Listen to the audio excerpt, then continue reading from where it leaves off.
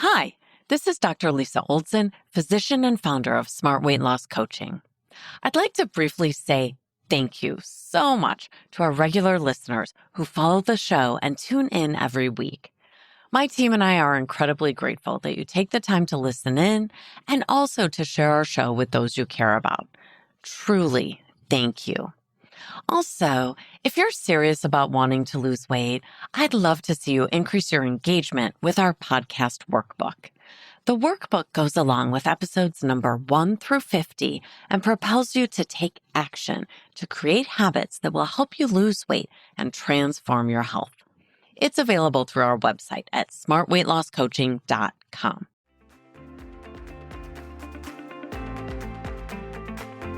Welcome to the Smart Weight Loss Coaching Podcast. I'm Dr. Lisa Oldson, a board-certified weight loss medicine specialist and certified life coach. In this podcast, I'll share fresh insights and effective techniques for incorporating mindset, habit change, and proven science into your life. Are you ready to achieve sustainable weight loss, wellness, and longevity? Then let's jump in and lose weight the smart way. Welcome back. Last week, we did part 1 of a new way to create monthly themes for health and weight loss rather than just front-loading the year with punishing resolutions. It's okay to listen out of order if you missed last week's episode, but please do go back and catch those top 6 monthly themes for reinventing your health in the new year. The beauty of these themes is that they'll gradually lead to sustainable weight loss over time, and they'll drive weight loss through habit change without restricting or counting calories. Keep in mind that we need to reward ourselves when we make progress toward our theme of the month. Why? Because behaviors that are immediately rewarded get repeated. When I encourage you to reward your progress, it can be as simple as some positive affirmations, like, "Strong work, Lisa, you did that." Or perhaps it's something like putting a smiley face on your calendar for each day you make some effort. And as you all know by now, I'm a huge fan of partial credit. If you make an effort, if you make some progress, even if the end result isn't perfect, please reward yourself. This is what drives you to try again tomorrow. Let's jump back to our theme suggestions for the months of 2024. In the last episode, we discussed rethinking your drink, reading ingredient labels, eating more healthy fats, increasing plant-forward eating, movement, and sleep. It's time for month 7's theme, social connections. There's a growing epidemic in this country, and it's not a new virus. It's the epidemic of loneliness. Even Dr. Vivek Murthy, the Surgeon General, has made this topic a priority for its impact on public health. People, we need to connect with one another. It's a primal human need. Even those of us who identify as introverts need human connection. You may not want to connect with all of the humans at once, but friendships and connections do matter. Interestingly, even brief connections with strangers can elevate our happiness. By that, I mean chatting with someone when you're in line at the grocery store or seated next to someone on an airplane, talking with a group of travelers in the hot tub at a hotel, or welcoming your mail carrier when they approach your mailbox. These brief conversations have value, and the absence of these connections contributed to the loneliness that people experienced in the early months of the COVID pandemic. Now, I don't have data saying that brief connections with strangers will help us lose weight, but we do know that connections improve not only our happiness, but also our health and longevity. It's my hypothesis that those working on smart weight loss should pay attention to loneliness. For this month's theme, I'm focusing on gathering with friends and family. Since it's a cultural norm to gather around food and drinks, I find that most people eat more and are sedentary when they gather. They get together for dinner, for brunch, for drinks, and they sit around a table or on couches to talk. You can change that narrative. There are plenty of people who take a different approach. They get together for walks, to spend time in nature, or to explore a museum. Be one of those people. Grab your calendar, Figure out what makes sense for you and make it happen. Invite someone you enjoy to gather over anything other than food and drinks. Or if your friends love to eat healthy food, then by all means, invite those friends over for dinner. I'm lucky that all of my friends and family care about being healthy. We're not looking to see one another at the food carnival. We're just looking to see one another. And we're not going to change how we eat when we gather. If we make an effort to eat healthy foods at home, we'll also offer healthy foods when we're together. For this theme, you may be thinking there's no way you can get together with people often because you're so busy. Perhaps for you, getting together with 1 or 2 people in a month is an increase. And if so, that's a perfectly reasonable thing to strive for. But please don't overlook mini connections, like a quick text to say hello or an 8-minute phone call. I'm referencing a great article that I read in the New York Times last year about the value of the 8-minute phone call to help you connect with others when you don't have an abundance of time.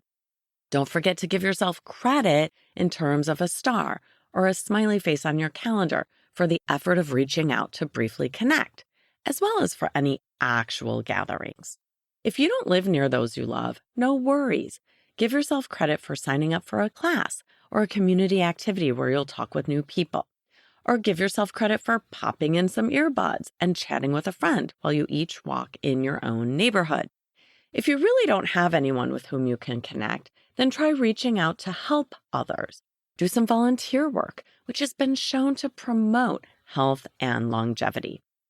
One new connection I've enjoyed over the past few months is completing a Wordle puzzle with 2 amazing women every day. We text our results to one another along with a few supportive words.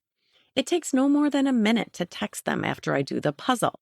One of the women is my bonus mom, Phyllis, and the other is her dear friend, Beth, whom I met at my dad's memorial last fall. I love that we're still connected every single day during the minute we text about our Wordle scores. These ladies are brilliant, and they always beat me, but then they send encouraging words, which I appreciate. They were my biggest fans the time I got Wordle in 2 tries. Over the months, we've gotten to know one another better, slowly and organically. 1 minute a day. That's the investment we've made. It couldn't be easier.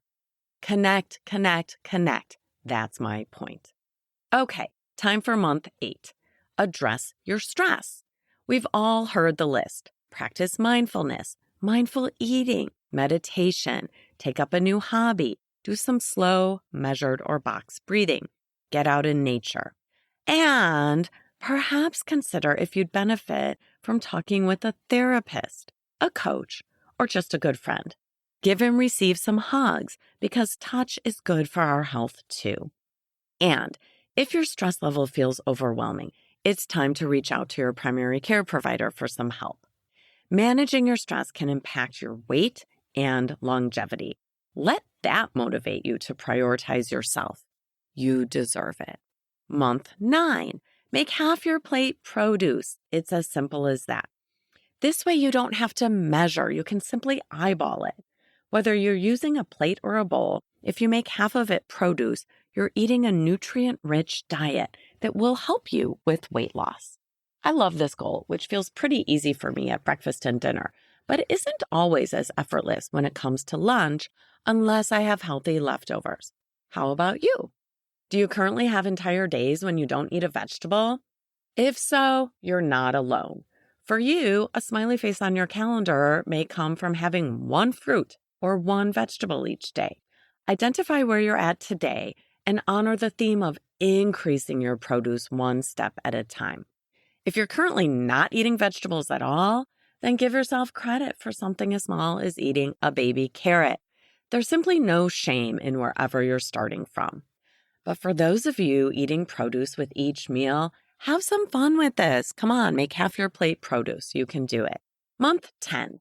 Consider time-restricted feeding to improve your metabolic picture, reduce your insulin resistance, and improve your health span. We live longer when we do some fasting. Is it a miracle weight loss tool? Nah, not really. You can listen to more about intermittent fasting in podcast episode number 34. Personally, I'm super interested in fasting to increase the health span and longevity. I'm going to try some fasting in 2024 because I'm fascinated by the research around this theme. But there's no pressure, right? I'll try it out. It's an experiment. It might feel hard, and that's okay with me. I'll let it feel hard, and then I'll see if it's something I'm willing to continue. I'm practicing. Month 11, evaluate your frequency of treats and invite yourself to adjust that frequency to a more helpful interval. By treats, I mean desserts, snacks, or what some people might call junk food. Here I'm talking about both planned and unplanned splurges.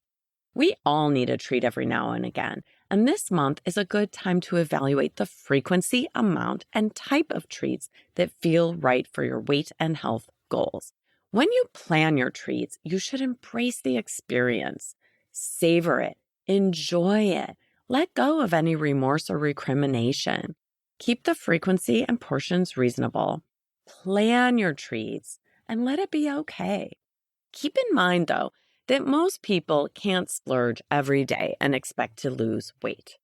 Depending on the size and type of treat, perhaps you can maintain your weight with a small treat, like a square of dark chocolate. But I can't say that will work for everyone who's trying to lose weight. We're all different. It's time to get honest about where you're at. Do you have sweets every night? Do you have a bag of chips with your lunch most days? Do you have a glass of wine every evening? Or a coffee with a pump of syrup on your way to work every morning? If so, that's not serving you. So start tracking and see if you can reach more days without treats than days with treats. Just remember that the total number of treats does not need to be 0 for the month. I'm violently opposed to restricting because we deserve to have a little pleasure. I'm simply asking you to raise your awareness of the frequency with which you splurge, and then see what you can do to reduce that frequency. This is how I navigate my treats, by the way. I don't make anything forbidden, but I want my number of days with a treat to be outnumbered by the days without one. It's a fun game to add up my treat versus non-treat days at the end of the month and see which number is larger. Whatever your treat, candy, chocolate, tortilla chips, wine, or white bread, this is a good month to moderate. With practice, moderation is definitely more rewarding than making something forbidden. Ready for month 12? The last theme of the year is self-talk. How do you talk to yourself? Are you harsh, judgmental, critical? If so, I love this theme for you and might even suggest that you move it to month 1 because it's so important. Coach yourself with kindness. Celebrate your effort. Remind yourself that you're practicing and that you'll get good at what you practice over time. And please, smarties, never trash talk yourself. Don't use harsh words to recriminate yourself. Don't use words that you'd never say to a friend. Be your own best friend and your biggest supporter. These monthly themes are all about making small progress without making weight our obsession. We don't want to punish ourselves when we aren't perfect, but rather support, encourage, and celebrate every step in the right direction as a win. If your inner mean girl is the boss of your brain, take her out to the bike racks and let her know you're the boss now. The entire point of tracking your progress on your monthly theme calendar with smiling faces or stars is to practice speaking nicely to yourself and recognizing that the little wins are what count. Stacking them up over time, you'll start to see true progress on the scale. And then your future self will thank you for not making it another year of impossibly lofty goals designed to punish yourself when you fail. This is smart weight loss, friends. Hopefully your NBA, your next best action for today, is to create your monthly themes for the rest of the year and to jump in right away if you haven't done so. If you'd like to dive deeper into this, we've announced an extension of our holiday discount into the new year. Head over to smartweightlosscoaching.com and enter the coupon code HAPPY2024 in all caps to get into our group program before the code expires. Thanks so much for listening. If you'd like more support during your smart weight loss journey, check out our group coaching program at smartweightlosscoaching.com. Until next time, stay well and stay smart.